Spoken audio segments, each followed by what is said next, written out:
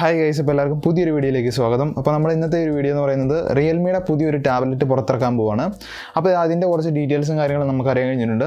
അപ്പം ഈ ഒരു മോഡൽ ലോഞ്ച് ചെയ്യാൻ പോകുന്നത് മെയ്യിലായിരിക്കും. അതുപോലെ തന്നെ ഇതിൻ്റെ ഒരു അൺഒഫീഷ്യലായുള്ള ഡേറ്റ് കിട്ടിയിട്ടുണ്ട്. അതായത് മെയ് 18 ആയിരിക്കും ലോഞ്ച് ചെയ്യുന്നതെന്ന് ഇങ്ങനെ പറയുന്നുണ്ട്. പക്ഷേ അത് ഒഫീഷ്യലായുള്ള ഡേറ്റ് അല്ല. പക്ഷേ എന്നാലും മെയ്യിലായിരിക്കും ലോഞ്ച് ചെയ്യുന്നുള്ളതാണ് പറയുന്നത്. അതുപോലെ നമ്മൾ ഇതിൻ്റെ മോഡൽ നെയിം നോക്കുകയാണെങ്കിൽ റിയൽമി പാഡ് മിനി എന്നാണ് ഇതിൻ്റെ മോഡൽ നെയിം വരുന്നത്. ഒരു ടാബ്ലറ്റാണിത്. അപ്പോൾ നമ്മൾ ഇതിൻ്റെ കുറച്ച് ഡീറ്റെയിൽസ് ആണ് നോക്കാൻ പോകുന്നത്. അപ്പോൾ ഡീറ്റെയിൽസ് എന്ന് പറയുമ്പോൾ നമ്മൾ ഇതിൻ്റെ സ്പെസിഫിക്കേഷൻ നോക്കുന്നുണ്ടാവും.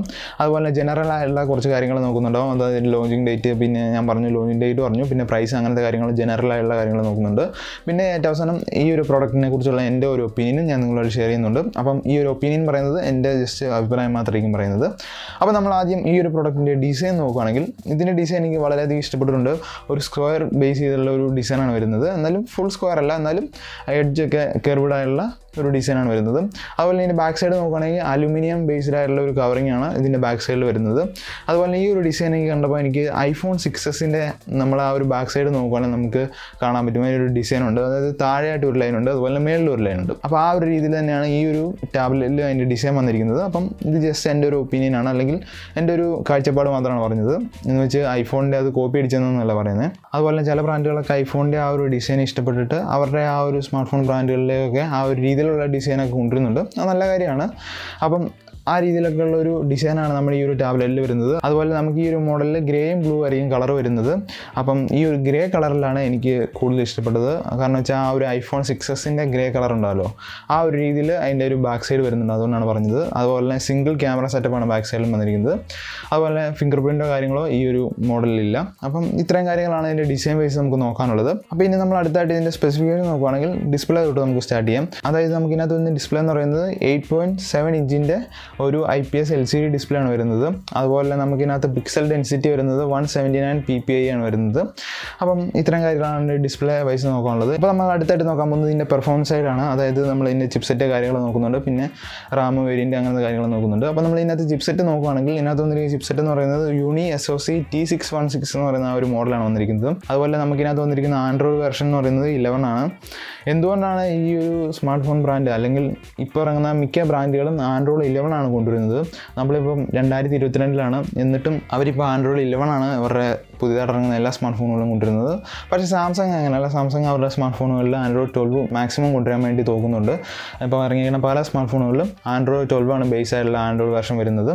ഇപ്പോൾ അത് 13 വരെ വന്നു തുടങ്ങുന്നുണ്ട്. അതിൻ്റെ ഫീച്ചേഴ്സും കാര്യങ്ങളൊക്കെ പുറത്ത് വരുന്നുണ്ട്. പക്ഷേ എന്നാലും മറ്റ് ചില ബ്രാൻഡുകളൊക്കെ ഇതുപോലെ റിയൽമി അങ്ങനത്തെ ബ്രാൻഡുകളൊക്കെ ആൻഡ്രോയിഡ് 11 വീണ്ടും പിടിച്ചിരിക്കുന്നത്.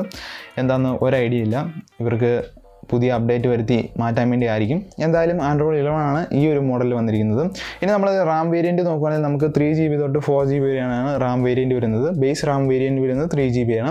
അതുപോലെ തന്നെ ഹൈ എൻഡ് റാം വേരിയൻറ്റ് വരുന്നത് 4GB ആണ്. അപ്പോൾ ഇത്തരം കാര്യങ്ങളാണ് നമുക്ക് പെർഫോമൻസ് ആയിട്ട് നോക്കാനുള്ളത്. ഇനി നമ്മൾ ഇതിൻ്റെ സ്റ്റോറേജ് കാര്യങ്ങൾ നോക്കുകയാണെങ്കിൽ 32GB ആണ് മെയിൻ സ്റ്റോറേജ് വരുന്നത്. അതായത് ബേസ് മോഡൽ സ്റ്റോറേജ് വേരിയൻറ്റ് വരുന്നത് 32GB ആണ്. അതുപോലെ തന്നെ UFS 2.1 ആണ് സ്റ്റോറേജ് ടൈപ്പ് വരുന്നത്. പിന്നെ ഇതിൻ്റെ ഹൈ എൻഡ് സ്റ്റോറേജ് വേരിയൻറ്റ് വരുന്നത് 64GB ആണ് വരുന്നത്. അതുപോലെ നമുക്കിതിനകത്ത് SD കാർഡ് യൂസ് ചെയ്തുകൊണ്ട് തന്നെ നമുക്ക് 1TB വരെ സ്റ്റോറേജ് എക്സ്പാൻഡ് ചെയ്യാൻ പറ്റും എന്നുള്ളത് റിയൽമി പറയുന്നുണ്ട്. അപ്പോൾ നമ്മൾ അടുത്തായിട്ട് നോക്കാൻ പോകുന്നത് ഇതിൻ്റെ ക്യാമറ സെറ്റപ്പാണ്. അതായത് സിംഗിൾ ക്യാമറ സെറ്റപ്പാണ് വരുന്നത്. അതുപോലെ 8 MB ഒരു പ്രൈമറി ലെൻസാണ് വരുന്നത്. അതുപോലെ നമുക്കിതിനകത്ത് ഡിജിറ്റൽ സൂം അവൈലബിൾ ആണ്. പിന്നെ നോക്കുകയാണെങ്കിൽ ഈ ഒരു ക്യാമറ ഉപയോഗിച്ച് നമുക്ക് വീഡിയോ ഷൂട്ട് ചെയ്യാൻ പറ്റുന്നത് 1080p ആണ്. അതുപോലെ 30 FPS ഉണ്ട്. അപ്പോൾ അടുത്തായിട്ട് നമ്മൾ ഇതിൻ്റെ ഫ്രണ്ട് ക്യാമറ നോക്കുകയാണെങ്കിൽ 5 MB ഒരു വൈഡ് ആംഗിൾ പ്രൈമറി ക്യാമറയാണ് വരുന്നത്. അതുപോലെ ഈ ഒരു ക്യാമറ ഉപയോഗിച്ച് നമുക്ക് വീഡിയോ ഷൂട്ട് ചെയ്യാൻ പറ്റുന്നത് 1080p തന്നെയാണ്. പിന്നെ 30 FPS ഉണ്ട്. അപ്പോൾ ഇത്രയും കാര്യങ്ങളാണ് ക്യാമറ സെറ്റപ്പ് വൈസ് നമുക്ക് നോക്കാനുള്ളത്. അപ്പോൾ നമ്മൾ അടുത്തായിട്ട് ഇതിൻ്റെ ബാറ്ററിയും കാര്യങ്ങളൊക്കെ നോക്കുകയാണെങ്കിൽ നമുക്ക് 6400 mAh ഒരു ബാറ്ററിയാണ് വരുന്നത്.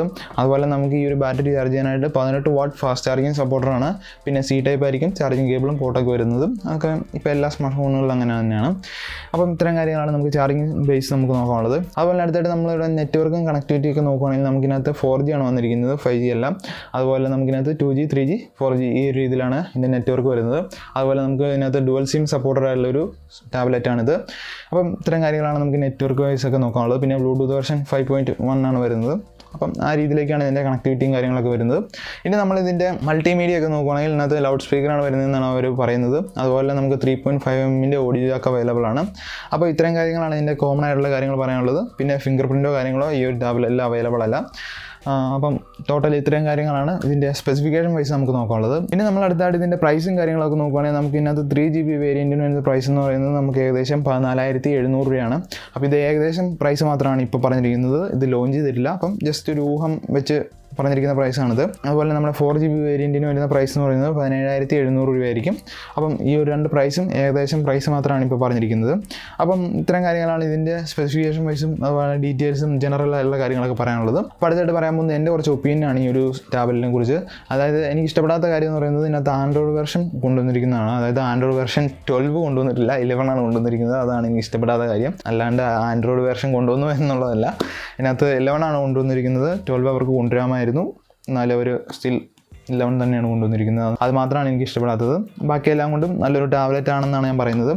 അതുപോലെ തന്നെ പ്രൈസ് എന്തെങ്കിലും കുറവുണ്ടെങ്കിൽ ഒരു 15,000 രൂപയ്ക്ക് താഴെയാണ് ഈ ഒരു 4GB അതുപോലെ തന്നെ 3GB വേരിയൻറ്റ് വരുവാണെങ്കിൽ അത് നല്ലതായിരിക്കും എന്നുള്ളതാണ് എൻ്റെ ഒരു അഭിപ്രായം. ജസ്റ്റ് ഒരു നോർമൽ യൂസ് അങ്ങനത്തെ കാര്യങ്ങളൊക്കെ നല്ലതാണെന്നാണ് എൻ്റെ ഒരു അഭിപ്രായം. അതുപോലെ നമുക്ക് 1080p വീഡിയോ ഷൂട്ട് ചെയ്യാൻ പറ്റും. പിന്നെ അങ്ങനെ നോക്കുകയാണെങ്കിൽ നമുക്ക് നല്ലൊരു ഡിസൈൻ വന്നിട്ടുണ്ട്. എൻ്റെ അഭിപ്രായത്തിൽ എനിക്ക് നല്ല രീതിയിൽ ഇഷ്ടപ്പെട്ടിട്ടുണ്ട് അതിൻ്റെ ഡിസൈനും കാര്യങ്ങളും. ആ കളർ വേരിയൻറ്റ് എനിക്ക് ഇഷ്ടപ്പെട്ടിട്ടുണ്ട്, നല്ല രസമാണെന്ന് കാണാൻ. അപ്പം ഇത്രയും കാര്യങ്ങളാണ് നമുക്ക് ഈ ഒരു റിയൽമി പാഡ് മിനിനെ കുറിച്ച് പറയാനുള്ളത്. അപ്പോൾ നിങ്ങൾക്ക് ഈ ഒരു വീഡിയോ യൂസ്ഫുൾ ആയിട്ടുണ്ടെങ്കിൽ തീർച്ചയായിട്ടും വീഡിയോ ലൈക്ക് ചെയ്യാം. അതുപോലെ നിങ്ങൾക്ക് എന്തെങ്കിലും അഭിപ്രായങ്ങളോ സംശയങ്ങളോ ഉണ്ടെങ്കിൽ തീർച്ചയായിട്ടും കമൻറ്റായിട്ട് അറിയിക്കാം. അപ്പോൾ നമുക്ക് അടുത്തൊരു വീഡിയോ കണ്ടുമുട്ടാം. എല്ലാവർക്കും ഗുഡ് ബൈ.